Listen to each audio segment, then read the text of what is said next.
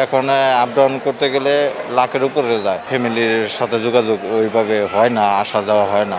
টিকিটের মূল্য আগে তো অনেক কম ছিল, 35,000 টাকা বা 40,000 এরকমের ভিতরে ছিল।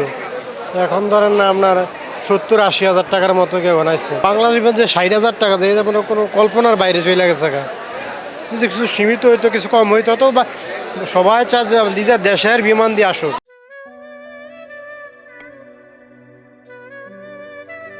আমন্ত্রণ জানাচ্ছি কালের কণ্ঠের নিয়মিত আয়োজন প্রবাসী কণ্ঠ অনুষ্ঠানে।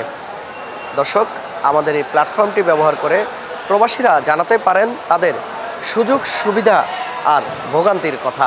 আগে আপ ডাউনে আপনার এই 45-50 এরকম করতো।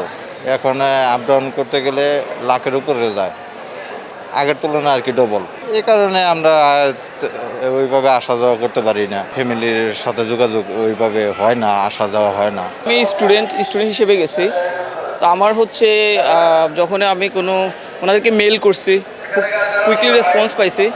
যেটা আমি শুনছিলাম যে ইপিএসে যে সকল ভাই আছেন ওনারা মোটামুটি সহযোগিতা পান আগের তুলনায়। আমাদের যখন গভর্নমেন্ট চেঞ্জ হয়েছে, এই গভর্নমেন্টের আমলে মোটামুটি আলহামদুলিল্লাহ আমরা ভালো সুযোগ সুবিধা পাচ্ছি।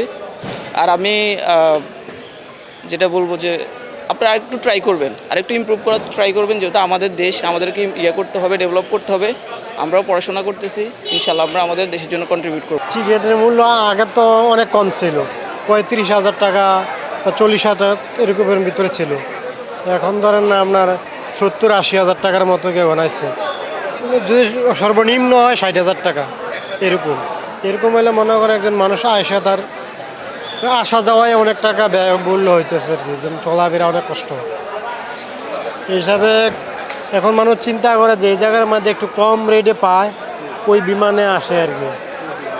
তো মনে করেন আমরা আসছি ইন্ডিয়ার এক বিমানে, ধরেন না বাংলাদেশে প্রায় আসছি একটু লোকাল যাত্রা, যেহেতু 15-20 হাজার টাকার ভিতরে কমপ্লিট।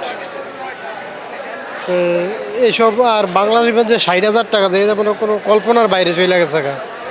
যদি কিছু সীমিত হইতো, কিছু কম হইতো তো, বা সবাই চায় যে নিজের দেশের বিমান দিয়ে আসুক। মানে এত উপরে রেট হলে তো আসা যায় না, সম্ভব হয় না। প্রথম কষ্ট হয় যেহেতু আত্মীয় স্বজন দেশবাসী সব কিছু চাইরা, যেহেতু আমরা বিদেশ প্রবাসে যাই, প্রথম তো খারাপ লাগবেই। পরিস্থিতি আগে তো এখানে যে অবস্থা ছিল আগের থেকে অনেকটা চেঞ্জ হয়েছে। আগে আমরা আনসারদের কাছ থেকে যে ব্যবহারটা পেতাম, এখন তার থেকে ব্যবহার অনেক আপডেট হয়েছে। তাদের ব্যবহার তো এখন আমাদের সাথে মেহমানদের মতো আচরণ করতেছে। আগে তাদের যে আচরণ ছিল, তাদের আচরণ এখন কিছুই নেই। আপনি এখানে আসলে, যারা আগে আসছে তারা এখন আসলে বুঝতে পারবে আসলে কতটা চেঞ্জ হয়েছে। এটা এখন যারা এখানে আছে তারা বুঝতে পারবে না হয়তো, বাট আমি অনেকদিন পরে আসছি তো আমি বুঝতে পারতেছি যে আসলে কতটা পরিবর্তন হয়েছে। টিকিটের উচ্চ মূল্যের কারণে নিয়মিত দেশে আসতে পারছেন না প্রবাসীরা। সরকারের কাছে তারা দাবি জানিয়েছেন টিকিটের মূল্য কমাতে।